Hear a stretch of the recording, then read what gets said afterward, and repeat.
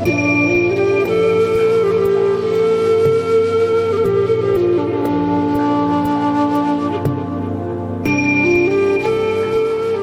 Anxiety Slayer podcast is brought to you by Betterhelp. Are stress and anxiety interfering with your happiness? Have you been considering seeing a therapist but not sure where to start? Betterhelp will assess your counseling needs and match you with your own licensed professional therapist so you can start getting the support you need online in under 24 hours. And Anxiety Slayer listeners get a special 10% off your first month at betterhelp.com/slayer. That's betterhelp.com/slayer. Welcome back to the Anxiety Slayer podcast. I'm Shan Vanderleek here with my wonderful friend and co-host Ananga Sivir. We come together weekly from Kent and Leelanau to share Anxiety Slayer sessions with you and often answer listener questions from our inbox and private Facebook group. Together we share a powerful collection of techniques to reduce anxiety. And this week we're talking about how you can calm anxiety during the coronavirus lockdown. Welcome back, Ananga. Hey, Shan. So good to be together with you again. Even though we're in this lockdown, you and I are continuing our connection and we're not locked down. We can continue to record Anxiety Slayer podcasts and do our thing. I'm so grateful. Me too. In that regard, life is the same as it has been for the last 10 years. Yeah. I'm grateful for that too. I think it would be helpful for us to kind of talk about how we're doing during this lockdown. You in the UK, me in the USA, what we're doing and what's happening. Yeah, it's interesting. I've been asking questions of friends, and you and I have had some, what I've found to be really interesting conversations around this, that even though we're quite reclusive and we're carrying on doing the same thing for myself, my day-to-day life isn't that much different, and yet it is. I mean, I'm at home working a lot, usually working from home, and very happy in my own little cave. Yet I do love to go out and meet people, meet friends for walks, meet friends for a cup of tea. And something I really enjoy that I am missing is going out to work in a coffee shop here and there. If I feel too isolated, then I'll go and move where there are other people. And I love to read in a tea or coffee shop, and I get quite inspired there to write and create content. So that's unusual, though it's not there when you'd like it. But I think really for me what's changed is the atmosphere. You can really feel in the air some soberness. As we said last week, there's a kind of a subdued atmosphere in the air. People getting on and trying to cope as best they can. And for many people, life has really changed drastically.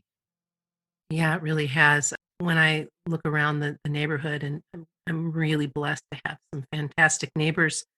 We have all kinds of different stories happening within our families. And very much like you, my business life hasn't changed much. I've worked out of my house now for 13 years. And so I'm continuing to work as work is available. Most of my clients are continuing forward as well. And so that part hasn't affected me too much. My husband is now working from home, and I'm very grateful for him. And that's a challenge. He very much likes to separate, as I say, separate church and state and have the camaraderie with his coworkers and being at his place of business. So that's been a bit of a challenge for him. Mm. And my neighbors are also in a similar position. And it's just so funny that my husband and my neighbor Janae's husband, they will spend time talking over the fence, keeping their distance, talking. They'll walk together down to the local pub where they do a delivery of food or a to-go pint of beer. And they'll take their backpacks and walk down the street 6 feet apart and have a conversation and pick up their food and walk home. And that for them is really important, that they're getting, some sort of connection. Mm. And then our neighbors across the way are the person who earns the most for the family is out of work completely because his work involves being out in the world in big settings at group functions, doing video work and things like that. So he's just boom, out of work. And that's very, very stressful. however, he's keeping his chin up and doing what he knows to do, and they're very supported. They're lucky in that way. Mm. And the stories continue. We have neighbors on the other side of us who seem to be ready for anything. And so as we all compare notes and look after each other, because we've been doing that too. I mentioned last week making a cake and giving half to the neighbors, and then neighbors dropping a stick of butter off and leaving it outside, and collecting spring water and sharing, and just touching base, and supporting one another. Yeah, and these are the really sweet moments, aren't they? And it calls to mind for me the fact that we're little spoiled or very spoiled in the West. Yeah. We're used to being able to go to the store and get whatever we need. And I was talking to my neighbor. We had a really sunny day over the weekend, so a lot of our neighbors were outside. And I was just chatting to my neighbor, and we were asking each other, "Can you get what you need?" And I said, "Yeah, pretty much. Flour's hard. I can't get a bag of flour. Like to make our own bread. Can't get flour anywhere." Wow. Anyway, she just said, "Oh, I have some flour in the cupboard," and she just came out with a carrier bag with a few bags of flour in. So I was so grateful to receive that. Oh, yeah.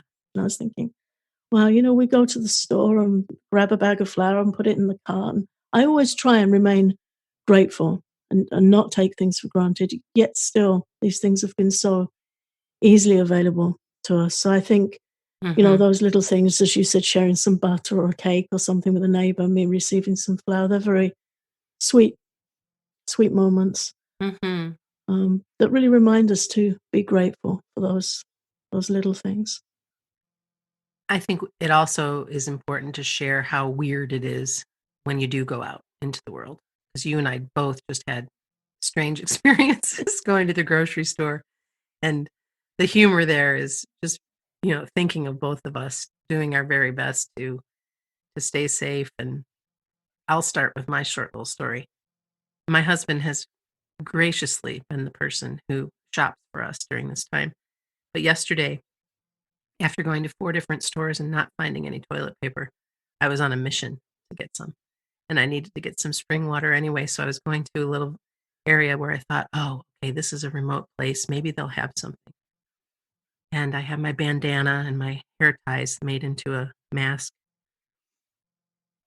and popped in a gas station, and I didn't wear it there because they had the doors wide open, there were no cars in the parking lot, and there was only one person working, and I was in and out under 2 minutes because they didn't have any toilet paper. But in that under 2 minutes, I could feel this sense of discomfort rising in my chest, and that, I should have just worn the mask, even though I didn't really have too much interaction. The woman behind the counter that was trying to be helpful and show me where the toilet paper lived, if it was there, I felt like she got too close to me, and that made me uncomfortable. It felt like she wasn't really concerned. She didn't have a mask or gloves or anything. And I thought, "Oh, look at I'm judging this situation in this way." I was so grateful to get back to the car, Ananga. I was just like, "Okay, like Hmm. I made it." Went to the second store, put my mask on. Totally different experience. Every single person in that store, and there weren't very many, mostly just people who were working there, was wearing a mask or a bandana or something. And it still felt so weird to be wearing this thing, and then you get warm and you're already a little bit anxious anyway because you don't really wanna be there, but you're grateful that you Yeah. can get, or that you might be able to get what you need. And then checking out, I've finally just talked to the cashier. I said, "This is so weird. Isn't this weird?" Like, ah! And we had a little bit of a laugh and checked out and got out to the car and took my mask off and got the, groceries inside, whatever, and put my antibacterial lotion on, and I just felt, like, so relieved to have it over with. Yeah. And it felt like this thing that we take for granted, that we Yeah. can just drive to the store, go in, get what we need, check out, have a laugh, whatever, go home. Everything's changed. Yeah. Just nip in and get what you need and run errands. It was a big ordeal, and yours was even more t I tell you, when I came home, I was done. All right, go ahead. I was so done.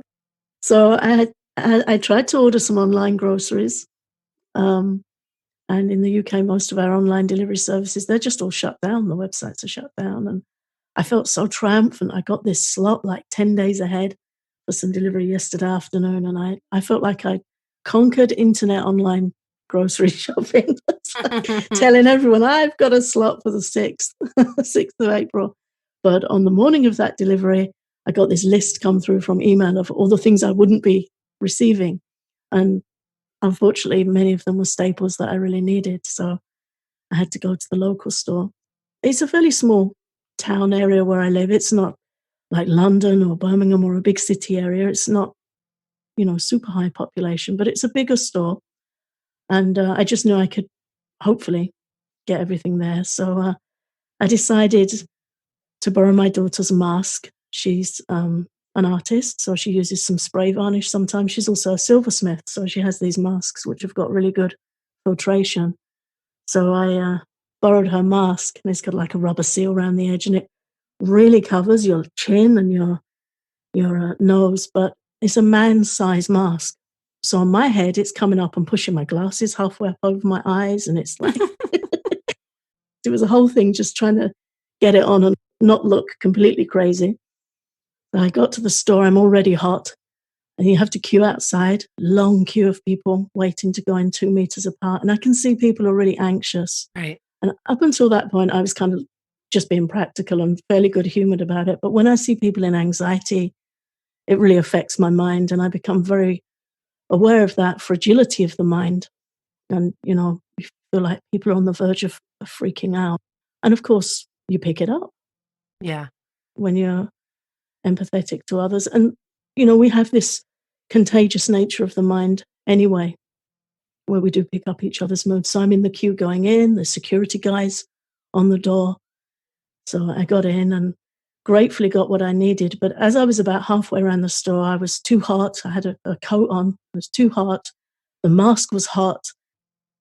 And as much as it's filtering out what you don't want to come in, also the airflow in it was really reduced. And I was feeling quite short of breath. And I also became aware that I'm not yet fully recovered from being ill myself. And I was a little overexerted. So I could hear this dialogue in my mind, I really don't like this. I really don't like it. And I was like, Mhm. "Okay, that's not helpful.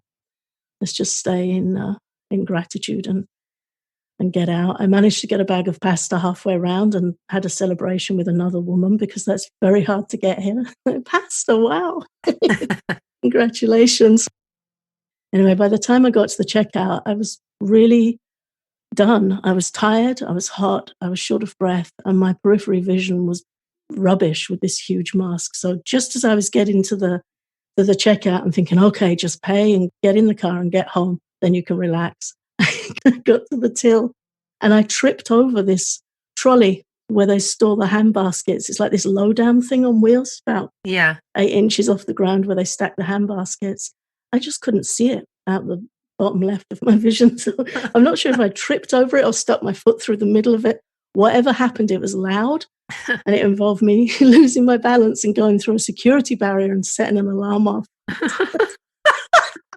I didn't fall completely over, but I was kind of tap dancing around. And Oh my goodness. anyway, got the groceries, got home, and straight in the shower, Right. wash everything, wash the door handles, and very high maintenance. And I think to try and keep some humor and understanding that right now those things are concerning because those of us who go out to gather groceries, we're trying not to bring anything home that's going to affect our loved ones. Right. I suspect that my daughter and I have had the COVID-19 virus. I strongly suspect she has, but we haven't been tested. Yeah. Whatever we had was very unpleasant and we're still recovering. So if it wasn't, I don't want to bring it home to her. So Right. concerning. And that was enough for me yesterday, going and getting that done. And It was a lot. yeah, it's enough. And I think while we're sharing our funny little stories, is to just say to everyone in our community, it's a lot. Everything's become quite high maintenance and quite concerning, and we can only do the best we can with it. It's a very strange time. It really is. And we need to be really mindful, very careful not to pile on, not to let everything pile up and take us out. One thing at a time, one task at a time. I don't see myself going to the grocery store anytime soon, ever, ever. I don't You're mean gonna ever, eat but nettles. yeah, anytime soon because I will allow myself to recover from that experience going in. Yeah, And I feel for the workers who are the cashiers and the yeah, people who are stocking the shelves and just the grocery people alone, not even to get involved in conversations about nurses and doctors and yeah, all of the people that are out there. And so for the rest of us who are sheltering or who are in this place of being locked down, to give them as much gratitude as possible, absolutely. to allow ourselves to just do the best we can with where we're at and what's going on. Please, please, please avoid media overload.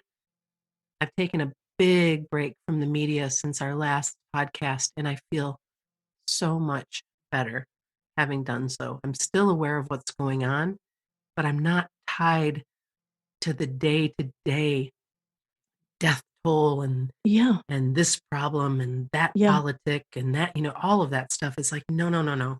Right now, it's about keeping good company. It's about peer support. It's about uplifting books and people who inspire us and podcasts like ours and connection and all of the things that lift us up. That's what we need right now. And humor and to be able to laugh about tripping over the cart. I didn't even mention that I dropped several items that I was carrying in the store all over the floor. I didn't even have time to feel embarrassed. I just wanted to get the hell out of there. yeah. Same. I was so relieved to get back to the car, and Yeah. and I felt that about halfway around, I could have cried. Yeah. I think it's seeing everyone. There's elderly people trying to get what they need. The mood was nice. Nobody was grabbing or taking Right. more than what they needed. I have to say, the mood was nice. People were thoughtful, but they were scared. Sure. You're seeing a lot of the whites of people's eyes, and I was just aware that it wouldn't take much to tip anyone in that store over the edge. Yeah, we're all very fragile right now. Yeah, and as we've discussed before many times, the mind is fragile anyway. Mhm. And when we look at Ayurveda, India's ancient science of life, and the Vata type that's prone to anxiety, when Vata goes in the mind, it looks for all those things that we've missed. And I think this is really important to just briefly cover this, that Vata will tell you that you've touched your car keys and they're not clean. It will tell you that you've not cleaned a door handle, or, you know, Vata Shan, as we were saying before, when you went in the gas station to try and get toilet paper, it's the Vata that will say to you, I was only in there 2 minutes, but what if? Right. Vata will go to the cracks in our mind. It goes to the fear in our mind. It's Vata that looks for what's wrong. It's very hypervigilant. So if you're feeling like that and you're already suffering with anxiety, that's normal. It's not nice. It's not comfortable. It doesn't mean there's something wrong with you. That's normal. So we have to be really motherly to the Vata mind and to the disturbed mind. And we need to slow down and we need to soften up. Yes. It is what it is. What we're going through now, it will pass, but we don't know when. So we're living with uncertainty. We're living with anxiety about our loved ones, about our well being. So, really important to keep away from the media and instead to keep informed, to go to people who know how to handle this kind of thing. Right. Last week, I learned from a mother. I just read an article online and it just caught my eye. And it was something like a mother's story who already knows what it is to live in lockdown. Like, okay, what can I learn from her? And it was great. It was really helpful. This beautiful woman was sharing that when she had her baby, he was born with a serious immune disease, and they had to keep him in a really sterile, safe environment. And she was in hospital in that sterile environment for 3 months, and then for a further year at home. So she said her family's already prepped for this because they've done it before. Right. One thing I'd like to share with our audience, which was helpful to me, was once you're set up in your home, you don't need to be so hypervigilant. once you've got your surfaces clean and your bathing arranged, she said, you become in your own kind of sterile little bubble. You're isolated in your own safe space. Mhm. Nothing's coming in or out the home. Yes, we've got to have our way of bringing groceries in and out, and however we choose to handle that. Again, with some humor in our house, our hallways nicknamed the decontamination chamber. Actually, I think I might have got that from her also. They had this designated area where groceries and shoes and everything went, and it didn't come any further into the house until it was unpacked. We've done the same thing in our mudroom. Right. Yeah. Everything stays out there until it's wiped down and brought in, and if items aren't needed immediately, they just stay out there Right. until they're needed. Yeah, I left some things in the car. That I left my mask in the car because I don't want Right, to come in and put it somewhere indoors necessarily. right, But I also don't want to live in fear. So I'm like, okay, well, I'm not going to be in the car again for a week or two, so it can just stay in here. right. And then if there's something on it by then, Gone. it's gone. So Yeah, learning from people like her who've lived this before, and imagine the anxiety of a child that's, you cannot let any germ near that child or right. their life's at stake. So she really knew. And I think instead of looking at the media and the awful statistics and the fearmongering that goes with that and the conspiracy theories and the fake news that comes around that, where you think, oh, I just don't know what to believe or what to do, looking at people who've lived it and do know what to do, sensible, smart, kind people who've been through it, that was really helpful. When we get back from our quick break, we'll talk about the healing power of a daily routine while you're in lockdown. Today's Anxiety Slayer podcast is brought to you by Betterhelp. Are stress and anxiety interfering with your happiness and preventing you from living your best life? There have been a few times in my life where I've needed some extra support and wish I'd had an option for online counseling. BetterHelp will assess your needs and match you with your own licensed professional therapist. To be clear, BetterHelp is not a crisis line, it's not self help. It is a professional counseling service done securely online, and their service is available for clients worldwide. You get timely and thoughtful responses, plus, you can schedule weekly video or phone sessions so you don't have to leave the comfort of your own home. It's more affordable than traditional in person counseling, and financial aid is available. You can start living a happier life today.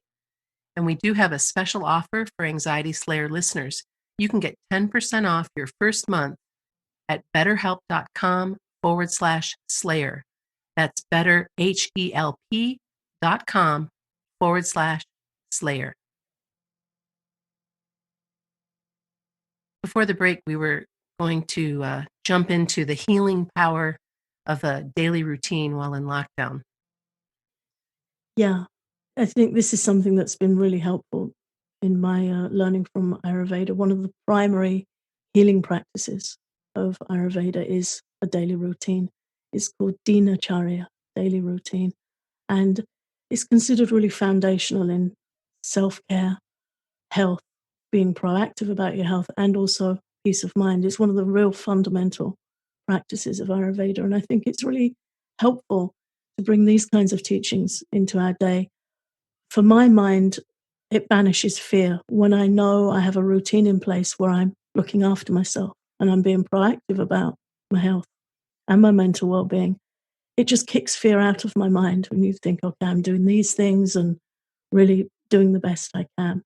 So Ayurveda teaches a few simple practices which are really helpful for good immunity, good hygiene. And it's nice to bring those into your day because at this time we're all going to have to bring in new routine. Even Shan, although we've shared that our working day hasn't changed that much, still the atmosphere is very much changed. For me, things do feel different. Right.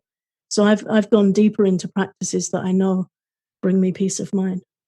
So in Ayurveda, when you get up in the morning, just some simple things you can do. The first thing that's recommended is that you clean your tongue. The tongue becomes an accumulative site for toxic material, waste material overnight. So in traditional Ayurveda, you use a tongue scraper, which is made of copper, but you can use a teaspoon. You just scrape your tongue gently from the back to the front a few times and wash your mouth, wash your face, and then you go about your normal personal hygiene routine that you would have in the mornings. But When you clean your tongue first thing, it clears off that toxic matter. It also stimulates the action of the body to pass first thing in the morning. So it's considered a really helpful thing to do for cleansing. So simple just to add that in. Mhm. And then you come to some meditation, some prayer, some positive thought, and always Ayurveda recommends some breathing practices first thing in the morning. And you can look those up on our site. We have some pranayama breathing practices or just any guided breathing practice that really brings air and life into your lungs and sending goodwill to your lungs, particularly in this spring season for many of us in the UK and in the USA. We're stepping into spring now, so the lungs need extra loving care. But something I learned from Chun Yi Lin, who's a Qigong teacher, is that we should smile towards our inner organs, not have them be constricted and fearful. So every morning I'm going into my lounge and opening the doors, stepping outside, and just really opening my arms wide and just greeting the fresh air in the morning, sending good intention to my neighbors and friends, and taking some big, deep breaths in. Really important to be very affirmative about our lungs and what's coming into them at this time.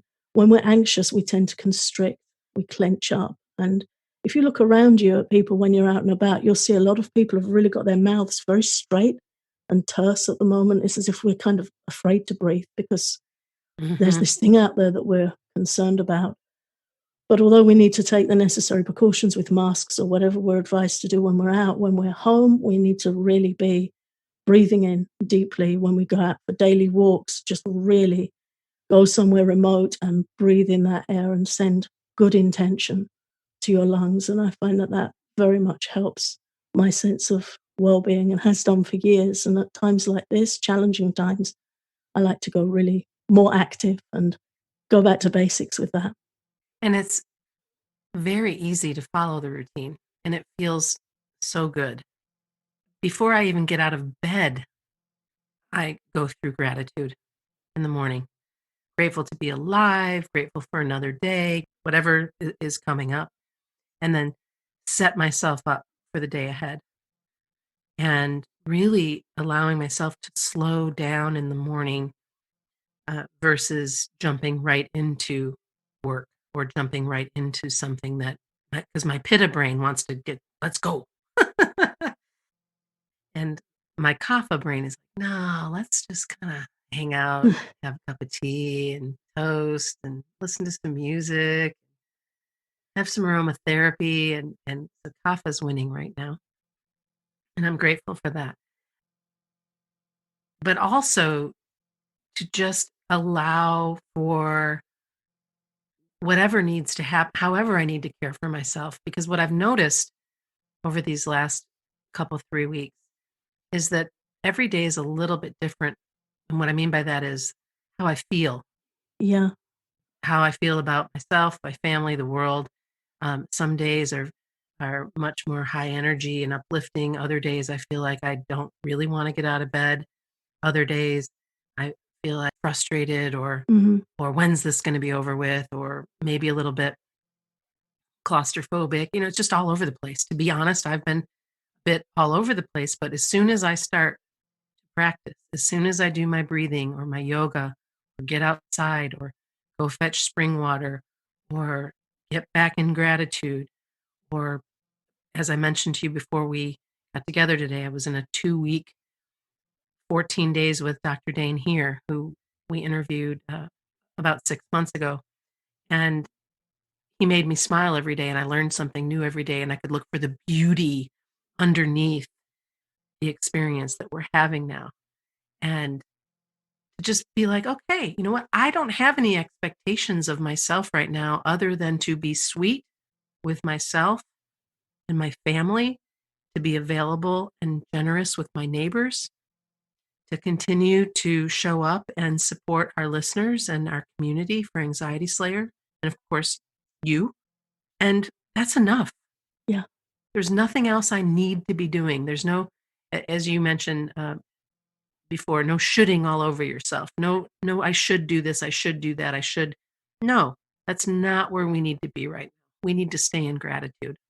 Absolutely, yeah. And again, the mind has this negativity bias. The mind will go to the things we miss, the things that are worrying us, the things we can't do, the things we don't have. Understand sometimes the mind will try and drag us down. Sometimes the mind will tell us, oh, there's no point in showering till 2 p.m. because, who's going to see me? We need to do the things that uplift us. Ayurveda teaches that bathing changes the quality of our environment. It lifts us into a better mental state. So to move the body, to bathe the body, to keep doing the things that you know help you feel good and to make a point of them, but without pressure. Mhm. And to understand that there will be days where we just think, I don't even know how I feel today. I felt like that yesterday for a little while. I just didn't know quite what to do with myself. So we just sit and think, how do I feel? What do I need? And maybe we just need to sit and do nothing for half an hour and take stock. Right. Maybe we feel sad. Maybe we've been triggered. We need to look at what's happening and how do we need to respond in compassion. Very powerful. Well, I'm grateful that we were able to come together again today and record this podcast. I hope that our listeners find lots of love and support and maybe a little laughter listening in. And I look forward to coming together with you again next week. Thanks so much, Ananga.